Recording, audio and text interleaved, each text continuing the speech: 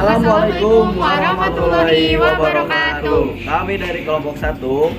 Sebelumnya izin perkenalkan diri. Nama saya Rajwa Sofwan Badi. Nama saya Lutfi Sardian. Dan nama saya Aprilia Siti Hanifa. Nah, kami ingin mempresentasikan hasil proyek kami mengenai basic config mikrotik. Nah, diantaranya itu seperti firewall, backup restore, terus juga ada blog situs web dan lain-lain.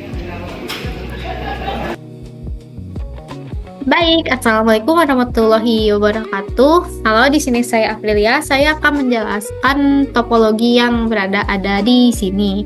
Nah, jadi sebenarnya hal yang kita perlukan untuk melakukan proyek ini adalah yang pertama 2 mikrotik, 1 laptop, 2 HP. Sebenarnya untuk 2 handphone ini tuh opsional ya, cuma ya mending 2 gitu. Nah, tentu saja yang paling utama ada internet, karena tanpa internet gak mungkin jalan ini project gitu kan. Nah, jadi kenapa kita memerlukan 2 router? Karena 2 router ini tuh memiliki fungsi yang berbeda.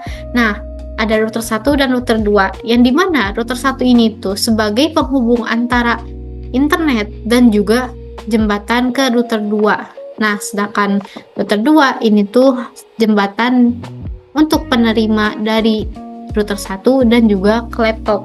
Nah, yang dimana router 1 ini sebagai jaringan utama, sedangkan untuk router 2 ini sebagai jaringan cadangan gitu. Nah, jadi jika terjadinya suatu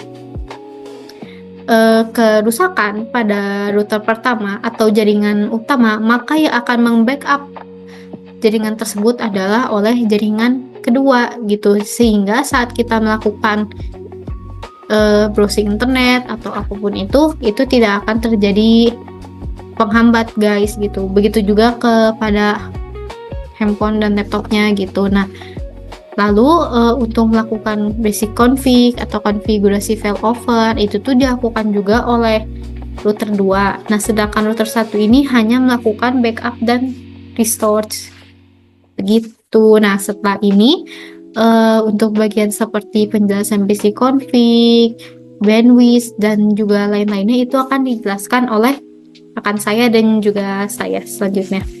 Jadi sekian, terima kasih.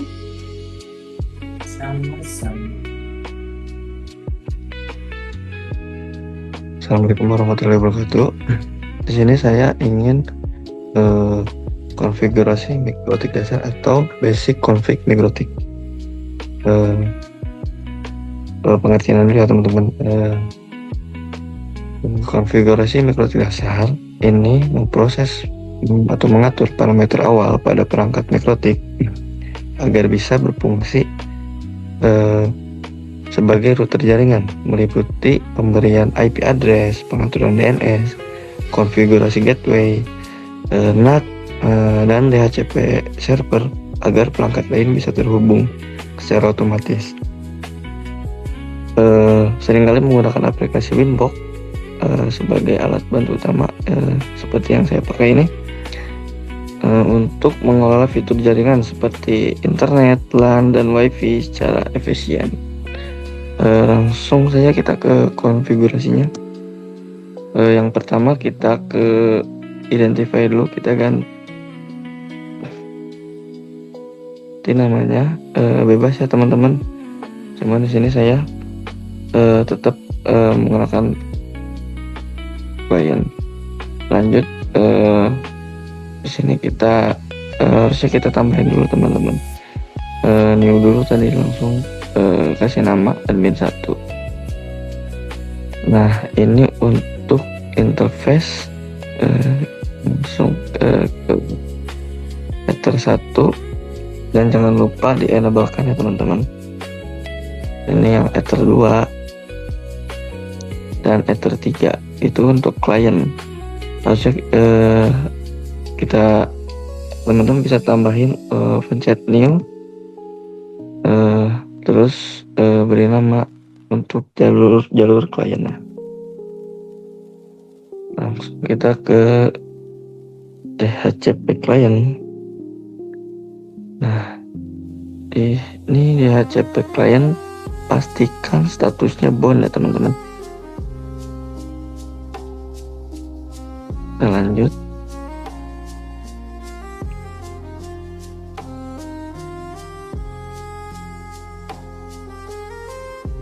address list. Jangan lupa menambahkan untuk jalur klien ya teman-teman.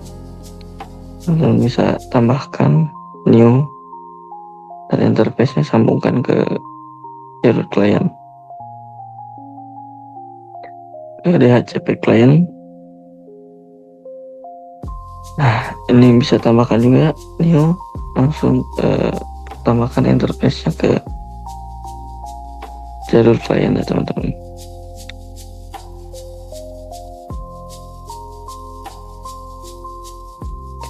Langsung kita ke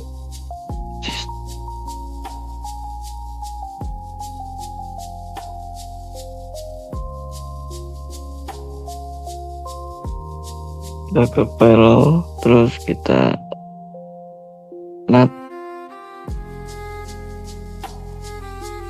pastikan interface-nya dan action-nya itu masquerade ya teman-teman. Lumayan begitu. Untuk yang pertama tuh jalur jaringan Telkom, yang kedua Bisnet. Langsung kita cek di sini teman-teman, terminal ping 88 ya teman-teman, apakah sudah connect.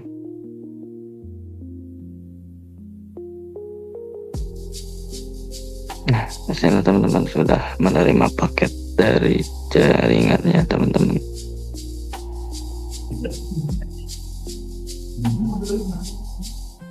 Baik teman-teman, isinya saya akan membuat bandwidth.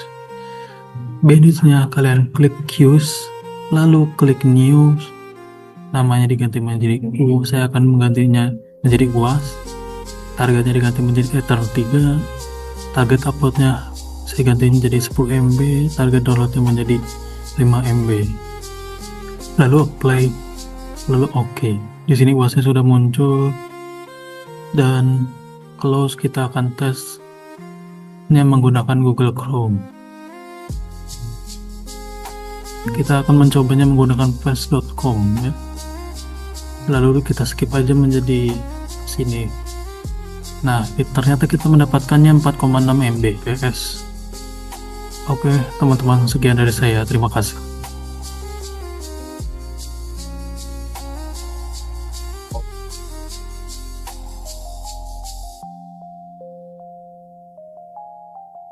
Oke, selanjutnya kita akan konfigurasi hotspot wireless ya teman-teman. Kalian bisa klik untuk keluar, kalian bisa klik IP langsung ke address. Nah, di sini kita masukin dulu addressnya 192.168.10.1/24. Tambahkan komen juga hotspot ya teman-teman.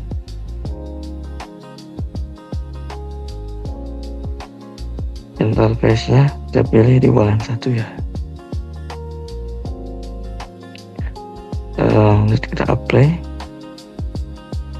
Oh ya, untuk WLAN-nya belum diaktifkan ya teman-teman. Kita enablekan dulu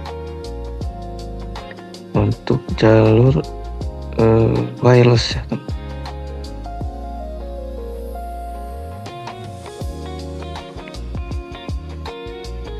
Oke, setelah di-enablekan,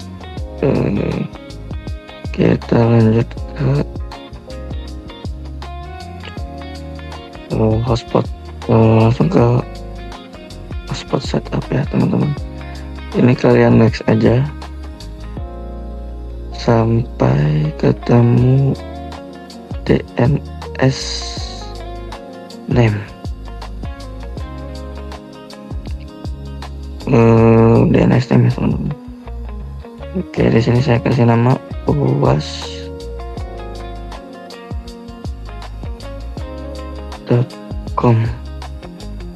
Nah, lanjut ini passwordnya samain aja ya teman-teman, samain aja biar mudah, jangan yang susah-susah.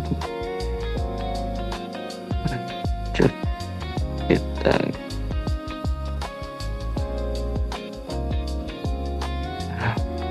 setelah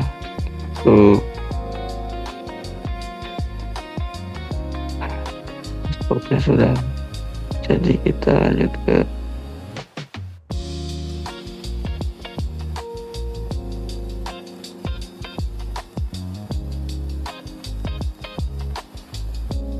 kita ke user profile,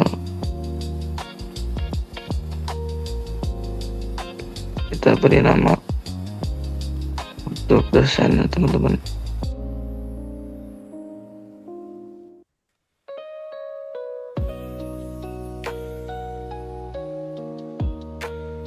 Dan kita apply lalu oke.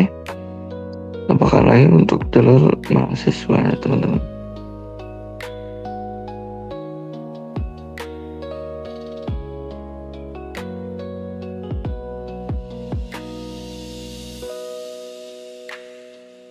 Oke, udah kita apply lalu oke.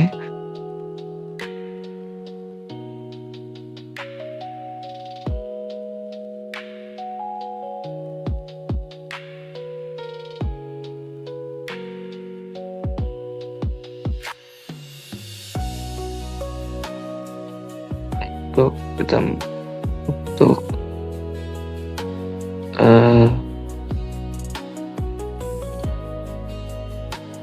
dosen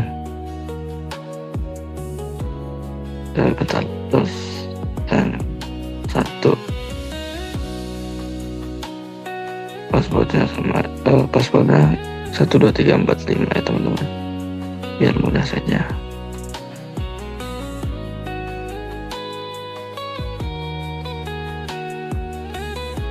Kita tambahin dan passwordnya sama saja teman-teman, 45.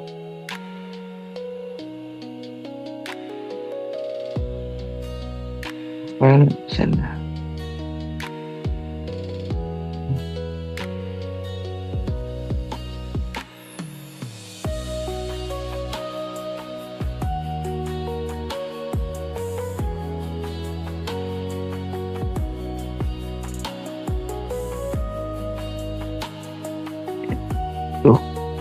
Masih sama passwordnya 345, kita pilih yang mahasiswa.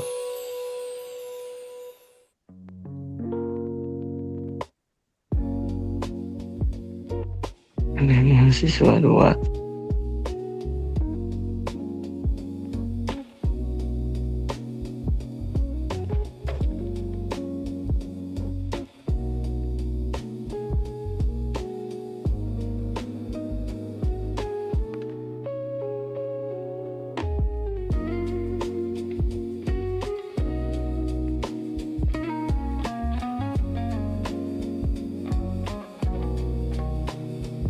Nah, setelah kebentuk teman-teman, kita langsung klik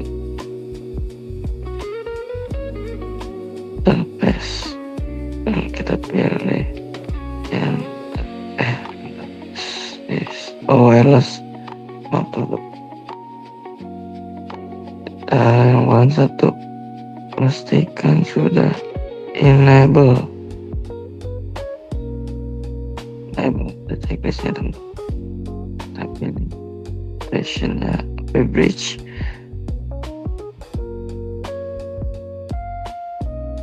SSID nya nah isi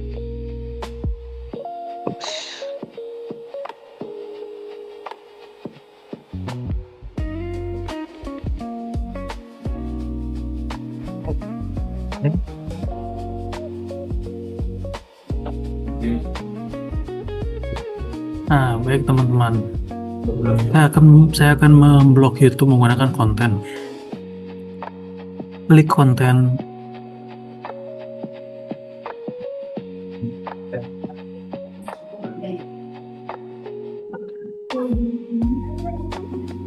Baik teman-teman, di sini saya akan menggunakan konten untuk memblok YouTube. Saya di sini sudah dalam menu firewall ya. Lalu klik menu advanced, general, komennya blok YouTube, search addressnya 172.20.0/24. Lalu advance-nya Di sini saya akan klik konten di sini. youtube.com. Lalu action ini diganti menjadi drop, apply, dan oke.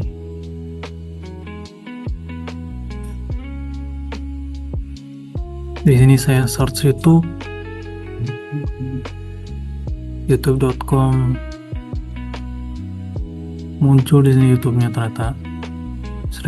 Request satu kali, lalu request kedua kalinya, dan tetap muncul.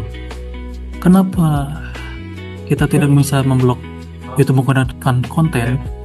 Karena memblok menggunakan konten itu kemungkinan besarnya sangat kecil di sini. Mungkin dari itulah alasan saya mencukupi dari recording ini.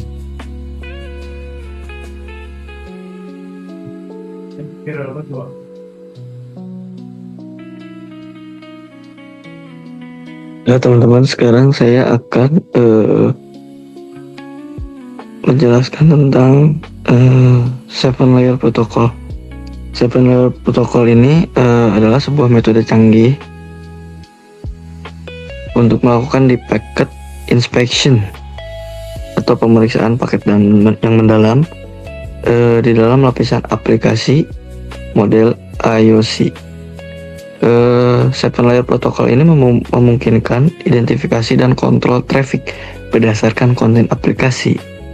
Misalnya memblokir YouTube atau TikTok melalui pola atau regular expression atau regexp.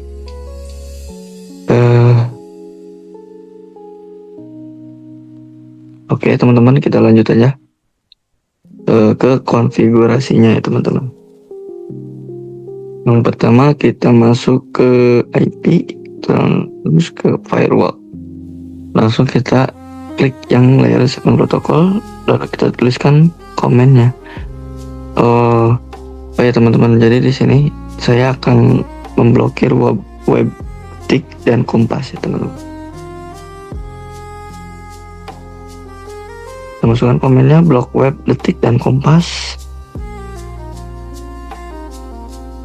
Kita kasih nama lagi, detik dan kompas. Nah di sini regexnya kita masukkan ya teman-teman. Ini kita ganti menjadi detik.com. Kita ganti lagi detik. Kompas.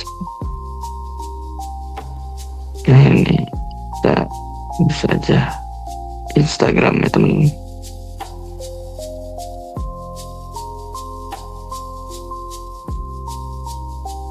Lalu kita apply, lalu oke. Lanjut kita ke view terus, kita pilih new, kita kasih actionnya yang drop ya teman-teman. Kita kasih lagi komen, blog situs, kompas, dan detik.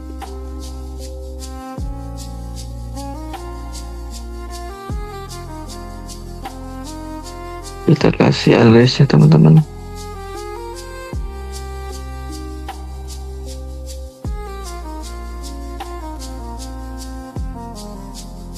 Nah kita untuk membloknya kita pilih ke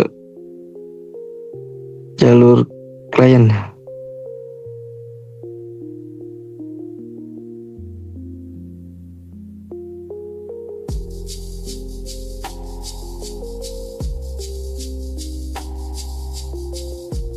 Kita pilih advance detik dan kompas, kita apply lalu oke.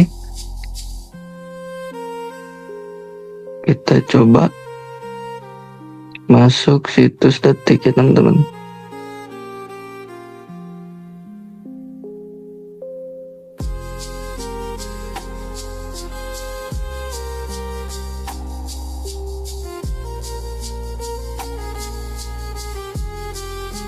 Oh sini gagal ya teman-teman.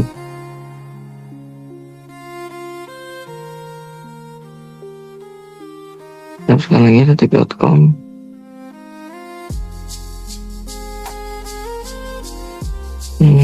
Sebentar. cek dulu ada yang salah. Terpes. Oh iya, belum dimasukin ya teman-teman tadi. Sebentar proses yang lain, maaf ya. Oke, kita coba lagi ya teman-teman. Detik.com tetap masih ya teman-teman. Kompas.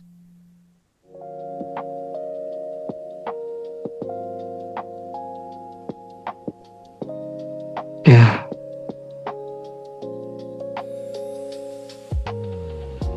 Kompas.com, kita coba masuk lewat ini ya.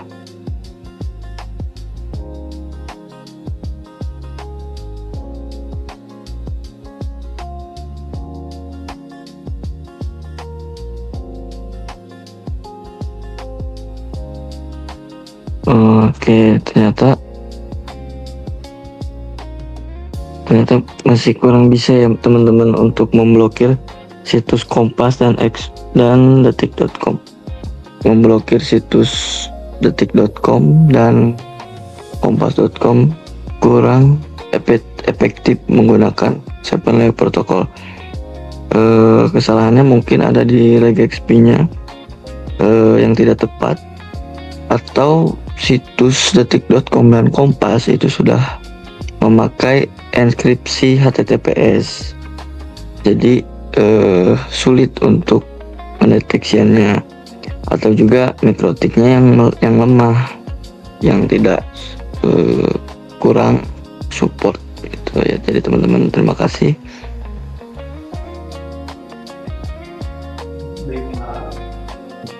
Baik, di sini kembali lagi dengan saya. Nah, sekarang saya akan menjelaskan tentang firewall address list. Nah, sebelum dimulai, saya akan menjelaskan dulu apa sih itu firewall address list gitu. Nah, jadi firewall address list itu adalah sebuah fitur pada firewall yang dimana digunakan untuk mengelompokkan alamat IP ke dalam sebuah daftar tertentu.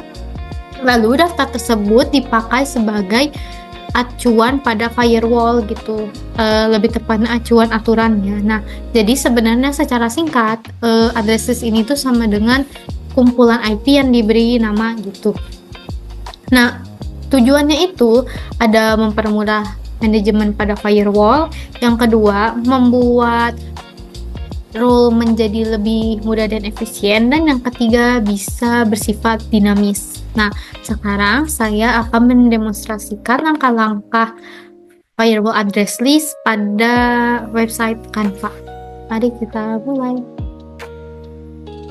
Nah, jadi yang pertama kita buka dulu yang address list dan yang pilih menu yang new. Lalu kita masukkan isi komen, yaitu blog web Canva. Nah, lalu untuk name-nya kita pilih juga Canva. Dan untuk yang address-nya kita pilih yang canva.com. Nah, habis itu akan muncul tabel seperti ini ya teman-teman. Dan lalu kita pilih juga filter rules dan lalu pilih yang general dan kita komen Canva.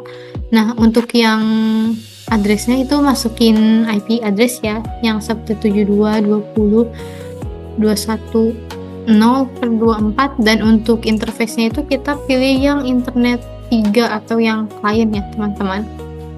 Nah, lalu pilih ke advance dan masuk ke address list-nya dan kita pilih yang Canva yang telah kita sebutkan di sebelumnya. Nah, untuk yang 7 protokol ini nggak usah ya, karena kita yang address list bukan 7 protokol.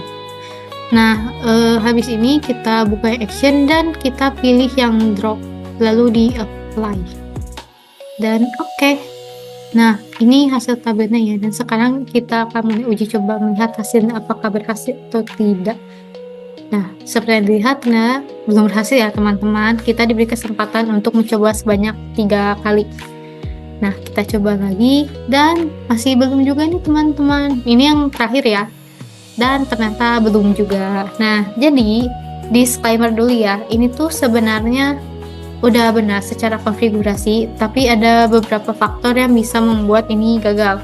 Yang pertama, mikrotiknya kurang bagus gitu, karena biasanya kalau misalnya mikrotiknya kurang bagus, itu tuh bisa mempengaruhi ke kinerja hasil akhir pada suatu pengujian gitu, baik yang mau address list ataupun yang lain-lainnya. Nah, yang kedua, ini pun kita menggunakan dua mikrotik secara langsung gitu, yang dimana biasanya kalau misalnya menggunakan dua mikrotik itu tuh akan lebih memperlambat alurnya gitu, beda dengan jika hanya menggunakan satu mikrotik saja gitu. Nah, jadi saya harap kedepannya moga aja kampus kita punya mikrotik yang lebih bagus ya teman-teman. Nah, sekian, terima kasih.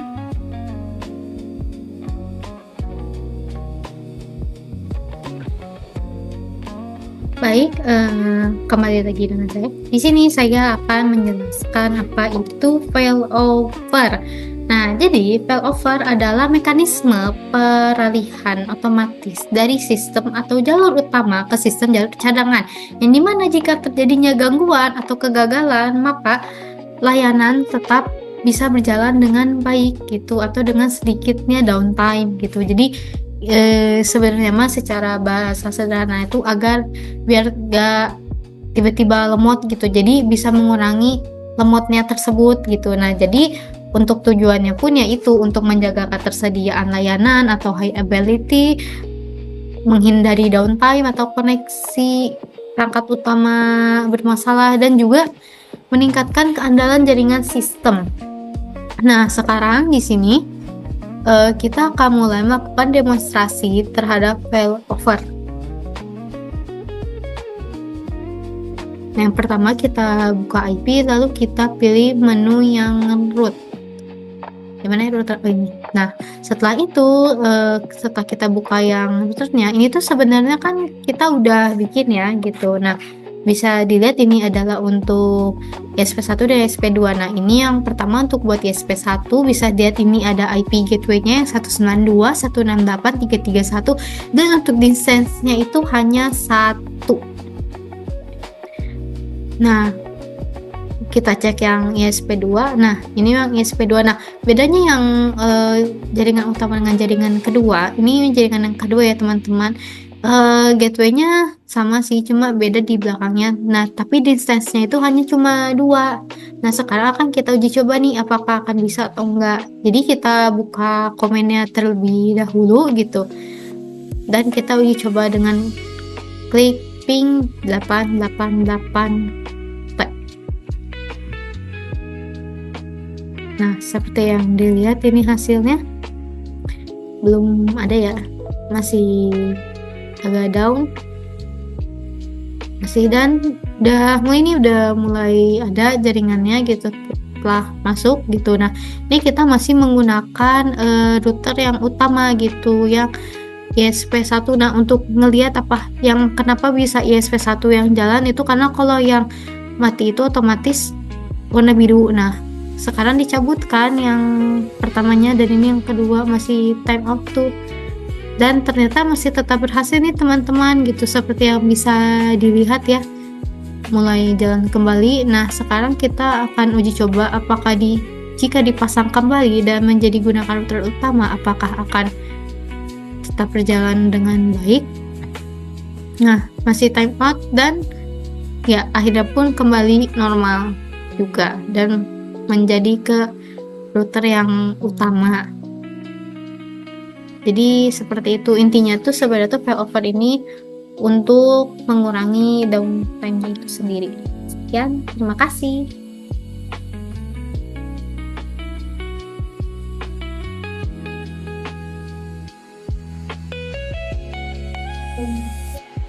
Baik teman-teman, di sini saya akan membuat backup files.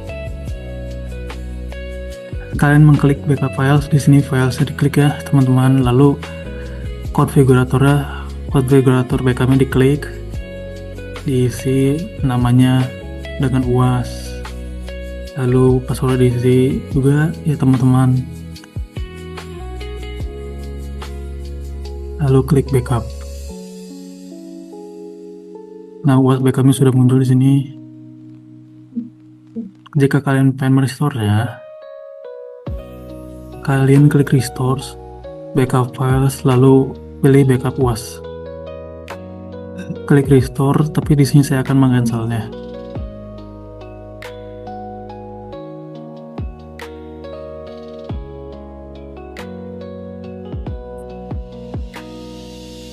Assalamualaikum warahmatullahi wabarakatuh. Perkenalkan, saya Aprilia dengan NIM 241351126. Saya di sini akan menjelaskan aplikasi Warshak untuk melakukan analisis jaringan. Nah, hal untuk yang pertama dilakukan ialah tentu membuka aplikasi Warshaknya. Nah, namun karena di sini telah terbuka, maka ini adalah bentuk layar utama pada Warshaknya. Dan setelah kita membuka aplikasinya, kita akan menekan pada bagian internetnya. Nah, lalu seperti yang dilihat, kita pun langsung membuka YouTube-nya.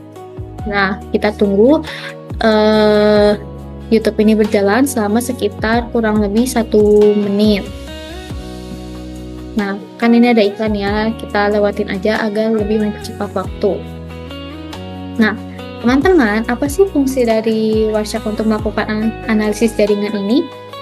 Nah, jadi fungsi analisis jaringan pada Warshak ini adalah kita untuk mendapatkan perhitungan pada QoS-nya. Nah, tujuan dari membuka YouTube ini itu untuk melihat seberapa kuat jaringan internet yang ada. Nah, kira-kira ini tuh telah ada berapa menit ya? Harusnya udah ada sekitar 30 menit sih ya, betul. Sudah ada 30 detik, maaf. Nah, bentar lagi akan selesai. Cara gimana setiap pertanyaan tidak harus review karena dunia terlalu luas. Nah, ini podcastnya tentang hukum mencari kalau Firmawan. Jujur aku nggak tahu ini ya. Nah, setelah ini kita akan memilih yang ada memilih statistik dan capture file yang ada. Nah, kita akan melakukan analisis pada di statistik berikut. Baik, jadi di sini adalah setelah kita melihat cara penggunaan Warshak-nya, sekarang kita akan menghitung hasil analisis jaringan yang telah kelompok kami buat. Nah, seperti yang dilihat, ini adalah gambar analisis dari Warshak yang telah kami dapatkan pada Warshak sebelumnya. Nah, seperti yang dilihat di sini ada paketnya itu 14182 dengan yang di displaynya itu angka yang sama dengan time span 79,573 dan untuk bytes-nya itu 121666519, untuk average bytes-nya itu 152 dan untuk average bits-nya itu 1223. Nah, untuk yang pertama, kita akan melakukan analisis jaringan throughput. Nah, untuk rumus dari throughput ini adalah total data atau jumlah byte dibagi dengan time span atau waktu, lalu dikalikan 8. Nah, dengan kata lain, seperti yang dilihat pada gambar sebelumnya, total data atau jumlah byte-nya itu adalah 1216659 dibagi time span waktunya itu ada 79,573 dikalikan 8, yang dimana menghasilkan 1,223K. Nah, jika kita gunakan kalkulator pun harusnya hasilnya sama ya teman-teman. Berarti 121666519 dibagi dengan 79,573 lalu dikalikan dengan 8. Yang hasilnya adalah hasilnya juga menunjukkan angka yang sama ya teman-teman. Jadi hasil throughput ini tuh akan menghasilkan jumlah angka yang sama dengan yang pada average bits-nya. Nah, setelah itu kita langsung lanjut ke analisis jaringan paket loss. Nah, untuk rumus jaringan paket loss ini adalah di mana paket yang dikirim dikurangi paket yang diterima, baru dibagi dengan paket yang dikirim, lalu dikalikan dengan 100. Nah, jadi untuk kasus yang kami dapatkan itu adalah di mana paket yang dikirim dan yang diterima itu menghasilkan angka yang sama. Jadi, dengan kata lain ialah 14182 dikurangi 14182 dibagi 14182 dikali 100. Nah, yang otomatis kan itu hasilnya jadi 0 ya. Jadi 0 dibagi 14182 itu sama dengan 0, baru dikalikan 100 ya otomatis hasilnya 0%. Nah, jika dengan kalkulator hasilnya ialah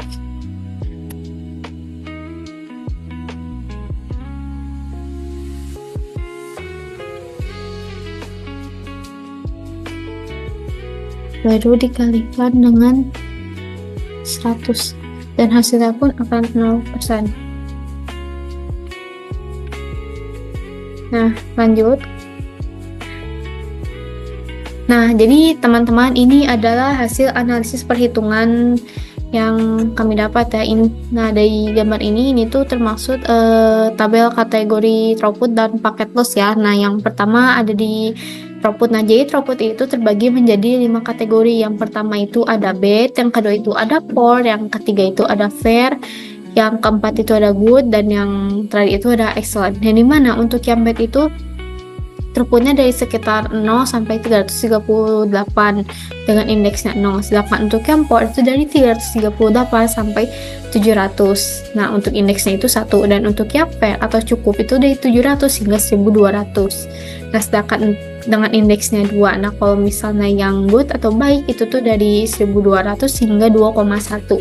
Yang indeksnya itu 3, dan yang untuk excellent itu tuh 21 ke atas. Nah, karena throughput yang kita dapat ini adalah 1223, berarti itu tuh jatuhnya ke kategori yang termaksud baik atau good. Nah, selanjutnya itu adalah untuk yang paket loss. Untuk yang paket loss ini kategori hanya 4 ya, ada poor, medium, good, dan perfect. Yang dimana untuk yang poor itu di atas 25% dengan indeks 1, untuk medium dari sekitar 12% hingga 24% dengan indeksnya 2. Dan untuk yang good itu tuh kategorinya dari 3 hingga 14% dengan indeksnya itu 3. Nah, untuk yang perfect itu tuh dari 2 sampai 0% saja. Nah, indeksnya itu 4. Nah, untuk paket loss yang kita dapatkan ini adalah 0%. Nah, seperti yang dilihat dengan pada tabel tersebut, maka hasil dari paket loss yang kita dapat termasuk kategori yang perfect atau sangat baik. Nah, kita lanjut ke analisis jaringan yang delay. Nah, untuk rumus delay ini adalah di mana total delay atau time span dibagi dengan paket yang diterima. Nah, hasil analisisnya adalah dengan time span itu 79,5373 dibagi 14182 yang menghasilkan adalah 0,0056108 dikali dengan 1000 yang hasilnya adalah 5,6.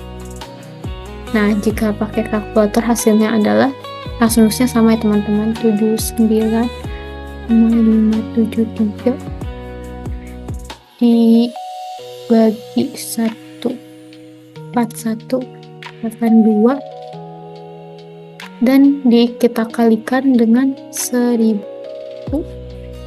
Ya, hasilnya sama ya teman-teman, cuma kenapa 5,6 karena buat dibulutin saja ya. Nah, sekarang kita lanjut ke analisis jaringan jitter. Nah, untuk rumus jitter ini adalah di mana total delay atau time span dibagi dengan total paket yang diterima, lalu dikurangi 1. Nah, dengan kata lain adalah 79,573 14182 dikurangi 1 yang menghasilkan 56 11 12 dikalikan 1000. Nah, hasilnya 5,6. Nah, sebenarnya teman-teman, untuk yang rumus jitter ini sebenarnya tuh sama dengan yang delay, tapi bedanya itu adalah kalau misalnya delay itu tidak dikurangi 1, sedangkan jitter itu perlu dikurangi 1 terlebih dahulu. Namun hasilnya tetap sama, cuma kalau misalnya tidak dibulatkan tuh hasilnya beda di bagian belakangnya ya.